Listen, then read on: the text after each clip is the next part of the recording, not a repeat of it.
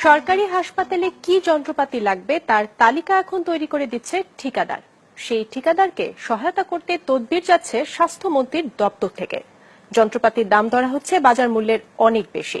মাছরাঙার অনুসন্ধানে উঠে এসেছে এমন ভয়াবহ চিত্র। মেহেদী হাসান সোহাগের ক্যামেরায় বদরুদ্দোজা বাবুর রিপোর্ট। আপনাদের সবার জন্য দোয়া করি, আপনারা ভালো থাকেন, সবাইকে ধন্যবাদ।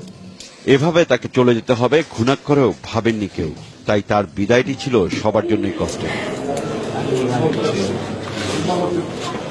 ডাক্তার মনোয়ারুল আজিজ ছিলেন পাবনা জেনারেল হাসপাতালের তত্ত্বাবধায়ক। সবার কাছে জনপ্রিয়, ভালো প্রশাসক হিসেবে পরিচিত এই চিকিৎসক হাসপাতালটির সেবার মান বাড়িয়ে দেশের জেলা পর্যায়ের শ্রেষ্ঠ হাসপাতাল হিসেবে পাবনাকে জাতীয় পুরস্কার এনে দেন গেল বছরই। তারপরও হাসপাতালটি ছেড়ে যেতে হচ্ছে ডাক্তার মনোয়ারকে, কারণ তাকে ওএসডি করা হয়েছে। অবসরে যাবার মাত্র 15 দিন আগে প্রচলিত রীতিনীতির বাইরে গিয়ে তাকে বদলি করা হয়। কিন্তু কেন? আমার কোনো ডিফারেন্স বুঝলাম না যে আমার কোনো, যেহেতু আমার রিটায়ারমেন্টের টাইম এসে গেছে, আমার কোনো গ্রস ফল্ট না থাকলে তো আমাকে বদলি করার কথা না। আমাকে উপর থেকে আমার কোনো সেরকম গ্রস ফল্ট পেয়েছে বলে আমার জানা নাই, আমাকে কোনোদিন এক্সপ্লেনেশন করে নাই, আমার কোনো কারণ দর্শানোর ব্যাপার নাই। হঠাৎ করে বদলির অর্ডার তো আমি কোনো কারণই খুঁজে পাচ্ছি না। তবে একটা ইনসিডেন্স হয়েছে মাঝখানে, আমার কাছে মনে হয়েছে জনৈক ব্যক্তি, মানে উনি সম্ভবত কন্ট্রাক্টর জাতীয় কেউ হতে পারে, যিনি আমার কাছে একটি তালিকা নিয়ে এসছে যে এই তালিকা আপনি পাবনা হাসপাতালের জন্য রিকোয়ারমেন্টস দেন। আসলে তো সেগুলো তো কিছু ফর্মালিটিজ আছে, তো যে জন্য ওনার সাথে আমার একটা মতদ্বৈধতা হয়েছে। আমার মাঝে মধ্যে কেন যেন মনে হয় যে এটা একটা কারণ হতে পারে আমার বদলির, কিন্তু এটা সম্পর্কে আমি সুনির্দিষ্ট বলতে পারবো না। ডাক্তার মনোয়ারের এই সন্দেহের ভিত্তি আসলে কতটুকু? অনুসন্ধানে নামে মাছরাঙ্গাটি। হাতে আসে মোহাম্মদ লুৎফুল নামের একটি ভিজিটিং কার্ড। তিনি বেঙ্গল সায়েন্টিফিক অ্যান্ড সার্জিক্যাল কোম্পানির অ্যাসিস্ট্যান্ট ম্যানেজার। এই ব্যক্তি গেল মাসে অত্যাধুনিক সব যন্ত্রপাতির একটি তালিকা নিয়ে ডাক্তার মনোয়ারের সঙ্গে দেখা করতে যান। হাসপাতালের নথি ঘেটে শেষ পর্যন্ত সেই তালিকার একটি কপিও খুঁজে পাওয়া যায়। এটি মূলত পাবনা জেনারেল হাসপাতালের জন্য তৈরি 142 ধরনের যন্ত্রপাতির একটি চাহিদাপত্র। সিটি স্ক্যান থেকে অ্যানেস্থেশিয়া মেশিন পর্যন্ত কোনো কিছুই বাদ যায়নি সেখানে। যার সম্ভাব্য দাম ধরা হয়েছে 127 কোটি টাকা, যা প্রকৃত দামের চেয়ে কয়েক গুণ বেশি। আশ্চর্য হলেও সত্য, তালিকাটি হাসপাতাল কর্তৃপক্ষ নয়, বরং সেই ঠিকাদারি প্রতিষ্ঠানের তৈরি করা। চাহিদাপত্রটি স্বাক্ষর করে মন্ত্রণালয়ে পাঠিয়ে দিতে তত্ত্বাবধায়ককে চাপ দেন ঠিকাদারের প্রতিনিধি। বলেন তারাই এটি মন্ত্রণালয় থেকে অনুমোদন করিয়ে নেবেন। আমি সেন্ড করিনি, কারণ আসলে ওগুলো লাগবে না, ওগুলো ঠিক ওইভাবে লাগবে না। হয়তো ওর ভিতরে কিছু কিছু আছে আমাদের লাগবে, তো সবগুলো লাগবে না। তবে আমি সরকারি নিয়ম মেনে যেটুকু তার সঙ্গে কথা বলেছি, আমার অপারগতা প্রকাশ করেছি। এখন এটা যে কত বড় অপরাধ হয়েছে আমি জানি না, কারণ আমি তো সরকারি নিয়মের বাইরে যেতে পারি না। ভিজিটিং কার্ডের সূত্র ধরে ঢাকার তোপখানায় খুঁজে বের করা হয় ঠিকাদার প্রতিষ্ঠান বেঙ্গল সায়েন্টিফিক অ্যান্ড সার্জিক্যাল কোম্পানির অফিস। ক্যামেরার সামনে কথা বলতে রাজি না হওয়ায় মোবাইলে কথা বলা হয় প্রতিষ্ঠানটির ওই প্রতিনিধির সঙ্গে। লুৎফুল আলম বলছেন? জি বলছি। আচ্ছা, ওই আপনি তো পাবনায় গিয়েছিলেন, এই পাবনায় যে আপনি তালিকাটা দিয়েছিলেন ওইটার কি অবস্থা? ওইটা কি আপনারা মানে পাশ হয়েছে, অনুমোদন হয়েছে মন্ত্রণালয় থেকে? আমি ঠিক এই ব্যাপারে কিছুই জানি না। আমি কারণ হচ্ছে এটা সম্পূর্ণই রিলিজ করে আমার এমডি স্যার। মানে এখন জানেন না কি অবস্থা? না, আপনি তালিকা দিয়ে আসার পর আর খোঁজ নেন নাই? আমি আর যে পাবনার ইয়ে রাখি নাই। প্রতিষ্ঠানটির মালিক জাহের উদ্দিন সরকার, ঢাকা চেম্বারের সদস্যও তিনি।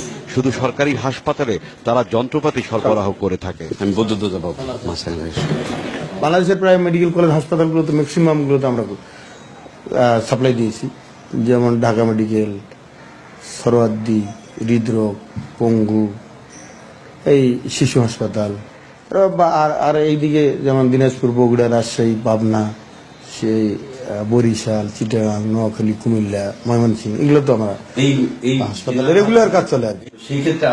এমন আলাপচারিতার এক পর্যায়ে তাকে প্রশ্ন করা হয় কোন অধিকারে হাসপাতালের জন্য চাহিদাপত্র নিয়ে তার কর্মকর্তা পাবনা হাসপাতালে গেলেন। এমন প্রশ্নের উত্তরে রীতিমতো চমকে ওঠেন তিনি। না, এটা কখনো না। এটা কাগজও আছে, আমাদের কোম্পানির নাম আছে। আপনার কোম্পানির নাম নেই, এই লেখা, এই যে আপনারা এইভাবে লিখে নিয়ে গিয়ে এইভাবে ইয়া করেছেন। না, এটা আমরা কেন করবো? এই যে আপনার ওই লোকের কার্ড পেলাম কোথায়? আমি ওখান থেকে কার্ড নিয়ে এসেছি। এই যে এটা কেউ কেউ দিতে পারে, তা কার্ড থাকতে পারে, কেউ দিতে পারে। এটা আপনারা দেন নাই? না আমরা দেন, আমরা আপনারা এই যে লুৎফুল, ওনাকে একটু ডাকেন তাহলে, একটু কথা বলি ওনার সাথে। না ও তো নাই, ও নাই, কোথায় গেছেন? ও ঢাকার বাইরে আছে। হ্যাঁ লুৎফুল, তুমি কোথায় আছো? হ্যাঁ পটুয়াখালীতে আছে। তার কর্মকর্তা কি করছিলেন পটুয়াখালীতে উত্তর ধরা পড়ে হাতে নাতে। জাহেরউদ্দিনের টেবিলেই পড়েছিল পটুয়াখালী জেনারেল হাসপাতালের তত্ত্বাবধায়কের নামে স্বাস্থ্য সচিব বরাবর তৈরি করা একটি চাহিদাপত্রের কপি, ঠিক যেমনটা পাবনায় পাঠানো হয়েছিল। আমি একটু এই কাগজটা একটু দেখি। এইটা তো আপনার, এই যে দেখেন আপনি, আপনারই কাগজ। এইটার এটার মধ্যে পার্থক্য আছে কোনো? দেখেন তো, এই যে এইটার এটার মধ্যে না না, এটা তো আমরা কালেক্ট, এই যে আপনি একই রকম কাগজ। আপনি দেখেন ওই যে তত্ত্বাবধায়কের নাম লেখা, এখানে সিগনেচার নেই। না না, এটা তো অন্য জায়গা, এটা তো আমরা কাজ পাইছি। না না, এটা কাজ, এই যে একই রকম সিগনেচার। না না, এটা আমরা পাবনার না তো, পাবনার না। আমি তো সেটা কাজ পাইলে আমরা তো তৈরি করি। একটু কাজটা দেখি। এটা কাজ পাওয়ার তৈরি করেন না, এটা আপনি ছিঁড়ে ফেলতেছেন। না না, এটা অন্য জিনিস। আমি বলতেছি হচ্ছে তত্ত্বাবধায়কের নাম করে আপনি যে কাগজটা ছিঁড়ে ফেলেন, এই কাগজ আপনার এখানে তৈরি করা আছে। কোনটা? এই যে ওইটা। এখানে কাগজের মধ্যে তত্ত্বাবধায়ক থাকবেই তো। কেন থাকবে না? কেন থাকবে? এটা তো তত্ত্বাবধায়ক যখন সাইন করবে তখন থাকবে। তত্ত্বাবধায়ক নিজে যখন তৈরি করবে এই কাগজটা, তখন উনি থাকবে। আপনার এখানে সাইন ছাড়া তত্ত্বাবধায়ক আমার কেন না, কিন্তু আপনি এইভাবে আপনার এক্সিকিউটিভকে পটুয়াখালী পাঠিয়ে দিয়েছেন এরকম কাগজ। আপনি যেই কাজটা পাবনায় করেছেন সেই কাজটা, একই কাজটা পটুয়াখালীতে করতে আপনার এক্সিকিউটিভকে পাঠিয়েছেন। এইটা কি এইভাবে কাজ না? কি আপনি ওই কাগজটা ছিলেন কেন? না না, ওইটা আর কোনটা? ওই যে কাগজটা ছিলেন কেন? যে পটুয়াখালী এই একই রকম কাগজ আপনি কি? না না, আপনার এই দেখেন আমার কাছে অনেকগুলো কাগজ পড়ে আছে। আপনি ওই কাগজটা একটু উঠান, ছিঁড়ে আপনি একটু দেখান আমাকে, তাহলে আমি চলে যাব। মানে আপনার কথা বিশ্বাস, আপনি ওই কাগজটা একটু দেখান। ওই যে কাগজটা আপনি ছিঁড়ে ফেলেছেন ওইটা একটু দেখান। আরে দাদা, ওটা তো অন্য কাগজ ছিল রে ভাই। দেখাতে অসুবিধা কি? অন্য কাগজ ওটা তো ছিঁড়ে ফেলছে। শুধু কি পাবনা আর পটুয়াখালী? পেছনে লেগে থাকে মাছরাঙ্গার ক্যামেরা, যেখানে বর্জ্য ফেলে Bengal scientific and surgical company, সেখান থেকে উদ্ধার করা হয় ঢাকায় শেরেবাংলানগর হাসপাতালের জন্য 27 কোটি টাকা মূল্যের যন্ত্রপাতির একটি চাহিদাপত্র। এভাবেই দেশের বিভিন্ন হাসপাতাল থেকে প্রভাব খাটিয়ে নিজেদের তৈরি চাহিদাপত্র অনুমোদন করিয়ে নেয়ার চেষ্টা চালিয়ে যাচ্ছে প্রতিষ্ঠানটি। কিন্তু তার ক্ষমতার উৎস কোথায়? এর উত্তর জানতে ফিরে যেতে হবে পাবনায়। বেঙ্গল সায়েন্টিফিকের কর্মকর্তা চাহিদাপত্র নিয়ে যাবেন এমন খবর জানিয়ে ডাক্তার মনোয়ারের কাছে ফোন আসে স্বাস্থ্য মন্ত্রণালয় থেকে। ফোনটি করেছিলেন স্বাস্থ্যমন্ত্রী মোহাম্মদ নাসিমের এপিএস মোশাররফ। তো আপনি তো যেখানেই যান, যাওয়ার আগে তো আপনাকে মন্ত্রীর এপিএস মোশাররফ ফোন করে আপনাকে পরিচয় করিয়ে দেন। ওনার সাথে আপনাদের সম্পর্কটা কি? এটা আপনাকে এই ব্যাপারে আমি আসলে কিছু বলতে চাচ্ছি না। কারণ কি বলতে চাচ্ছেন না কেন? এটা আসলে কি, আপনি আমার সাথে কথা বলে কোনো লাভ হবে না। আমি আসলে আপনাকে সর্বোচ্চ দিতে পারবো। এপিএস মোশাররফকে চেনে এমনি চিনি তো, যে সবাইকে আমরা হেলথে কাজ করি।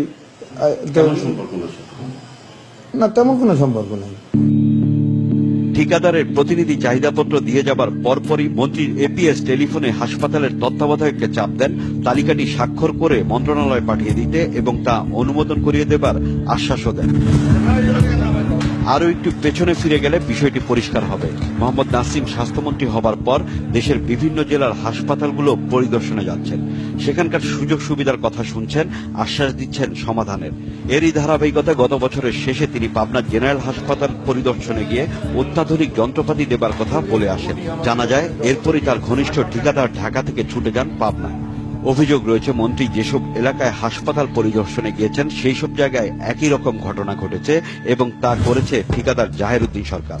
20টিরও বেশি সরকারি হাসপাতালে ইতিমধ্যে তার প্রতিষ্ঠান যন্ত্রপাতি সরবরাহ করেছে। এছাড়াও দেশের সব সরকারি হাসপাতালে শয্যা সংখ্যা বাড়ানোর পরিকল্পনা নেওয়া হয়েছে। 100 শয্যার হাসপাতাল হয়ে যাচ্ছে 250 শয্যা। কোটি কোটি টাকার যন্ত্রপাতিও কেনা হচ্ছে এখানে। সূত্র জানায় এই সুযোগে কাজ বাগিয়ে নিচ্ছেন মন্ত্রীর পছন্দের ঠিকাদার। স্বাস্থ্যমন্ত্রী নিজের এলাকা সিরাজগঞ্জের হাসপাতালও বড় হচ্ছে, কিন্তু কত টাকার যন্ত্রপাতি কেনা হচ্ছে তা নিয়ে সিভিল সার্জন অফিস থেকে শুরু করে হাসপাতাল পর্যন্ত রয়েছে লুকোচুরি। কারণ সিরাজগঞ্জ সহ অন্যান্য হাসপাতালে বাজার মূল্যের কয়েক গুণ বেশি দামে যন্ত্রপাতি কেনার বন্দোবস্ত প্রায় চূড়ান্ত। সেটা কত কোটি টাকা? এটা আমি কিছু বলতে পারবো না, এটা তো সদর হসপিটালে। মিনিস্টার থেকে একটা চিঠি পাইছি যে এই হাসপাতালে কোন কোন ডিপার্টমেন্টে কি কি ইনভেস্টমেন্ট লাগবে, এবং সেই ডিপার্টমেন্ট ওয়াইজ একটা লিস্ট করা হয়েছে। সেই লিস্টের ভিত্তিতে এখানে টেন্ডার করা হয়েছে। সেখানে অলরেডি টেন্ডার ড্রপ করা হয়েছে, কিন্তু তারা যে রেট দিয়েছে সেই রেটটা অস্বাভাবিক বিধায় আপাতত সেটা কার্যকরে যাচ্ছে না, এবং এই জন্য একটা 5 সদস্যের একটা কমিটি তৈরি করা হয়েছে এটাকে যাচাই করার জন্য। অভিযোগ রয়েছে চাপের কাছে শেষ পর্যন্ত নথি স্বীকার করতে হয় হাসপাতাল কর্তৃপক্ষকে। এই লুটপাটের একটি বড় খাত হচ্ছে থোক বরাদ্দ। স্বাস্থ্য মন্ত্রণালয় থেকে হাসপাতাল, মেডিকেল কলেজ ও স্বাস্থ্য প্রতিষ্ঠানে নিয়মিত বরাদ্দের বাইরেও থোক বরাদ্দ দেওয়া হয়। জানা গেছে স্বাস্থ্যমন্ত্রীর সুপারিশে এই 100 কোটি টাকা খরচ করা হয়। এই 100 কোটি টাকার বড় অংশ ব্যয় হয় যন্ত্রপাতি কেনাকাটায়। এই টাকা হাতিয়ে নিতে প্রভাবশালী একটি চক্র বেশ সক্রিয়। শুধু যন্ত্রপাতি কেনাকাটা নয়, ওষুধ কেনাকাটাও চলছে দুর্নীতি। পাবনা হচ্ছে স্বাস্থ্যমন্ত্রী মোহাম্মদ নাসিমের শ্বশুরবাড়ি। এই ব্যক্তি হচ্ছেন পাবনা চেম্বার অব কমার্সের সিনিয়র সহসভাপতি এবং জেলা ঔষধ ব্যবসায়ী সমিতির সভাপতি মাহবুবুল আলম। এই পরিচয়ের চাইতেও পাবনায় তার বড় পরিচয় হচ্ছে তিনি স্বাস্থ্যমন্ত্রী শ্যালক। তার দাপটে অস্থির পাবনার সিভিল সার্জন অফিস। একটি সূত্র জানায় 2 কোটি টাকার ঔষধের চাহিদাপত্র দিতে প্রশাসনকে অনবরত চাপ দিয়ে যাচ্ছেন মুকুল। বিনা টেন্ডারে তা সরবরাহ করতে চান তিনি, তবে এ নিয়ে মুখ খুলতে রাজি হননি সিভিল সার্জন অফিস। এসব কাজের তদারকি করেন মোহাম্মদ নাসিমের দীর্ঘদিনের সঙ্গী তার ব্যক্তিগত সহকারী মোশাররফ হোসেন, যার বাড়ি সিরাজগঞ্জ। 96তেও তিনি যখন মন্ত্রী ছিলেন, মোশাররফ ছিলেন তার এপিএস। জানা যায় ঠিকাদারের সঙ্গে তিনি যোগাযোগ রক্ষা করেন এবং প্রভাব খাটান হাসপাতালগুলোতে। এসব নিয়ে মোশাররফের সঙ্গে কথা বলতে বেশ কয়েকবার যাওয়া হয় মন্ত্রণালয়ে, কিন্তু তার দেখা পাওয়া যায়নি। ঘণ্টার পর ঘণ্টা অপেক্ষা করেও যোগাযোগ করা হয় মোবাইলেও, কিন্তু কোনোভাবেই ক্যামেরার সামনে আসতে রাজি হননি তিনি। মানে জহির, হ্যাঁ হ্যাঁ, জহিরকে তো চিনি।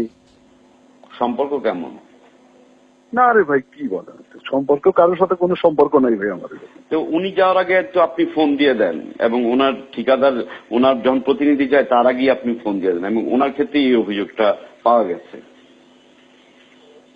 ভাই আমি আসলে যেহেতু কালকে রাত্রে হজ করে আসছি, আমার মনে হয় যে এটা নিয়ে বার্গেনিং করার কিছু নাই। আমার কথা যদি বিশ্বাস না করেন তাহলে কিছু করার নাই। আসলে আমি কোনো ঠিকাদারকে ওইভাবে পুশ করি না। মোশাররফের দেখা না মিললেও মন্ত্রণালয় করিডোরে বেশ কয়েকবার দেখা হয় ঠিকাদার জাহের উদ্দিন সরকারের সঙ্গে। আপনি এনে আসছেন না না, আমাদের আমার রিলেটিভ আছে, সংস্থাপন ওখানে। জানা যায় জাহের গত 20 বছর ধরে ঠিকাদারি ব্যবসা করছেন। তবে মোহাম্মদ নাসিম স্বাস্থ্যমন্ত্রী হবার পর হাসপাতালগুলোতে তাদের যন্ত্রপাতি সরবরাহের গতি বেড়েছে। মিঠুই তো এটার গডফাদার। এই সেক্টরে মিঠুই অলিন ছিল একদম রুহুল হকের শেষ দিন পর্যন্ত। এখন কি? মিঠু আপাতত এখন সে একটা পর্যায়ে আউটস্ট্যান্ডিং বা রিমার্কেবল পর্যায়ে যায় নাই, তবে টপ 10-এ আছে। এসব অনিয়ম নিয়ে কথা বলার চেষ্টা করা হয় স্বাস্থ্য সচিব সৈয়দ মঞ্জুরুল ইসলামের সঙ্গেও। বিষয়টি জানানোর পর তিনি আর আগ্রহী হননি সাক্ষাৎকার নিতে, দেখিয়ে দেন মন্ত্রীকে।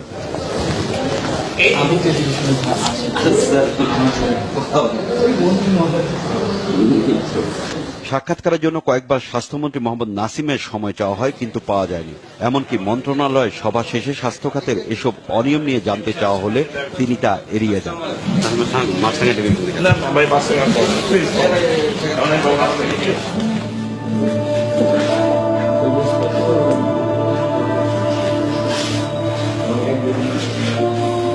একজন ব্যক্তির প্রতিরোধের কারণে আটকে গেছে দুর্নীতির এই ষড়যন্ত্র। এজন্য ডাক্তার মানোয়ারকে তার প্রিয় হাসপাতাল ছেড়ে যেতে হয়েছে।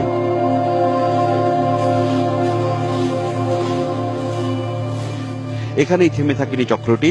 পাবনার সফল সিভিল সার্জন ডাক্তার তাহসিন বেগমকে ওএসডি করা হয়। তার অপরাধ, তিনি ডাক্তার মনোয়ারের সহধর্মিণী।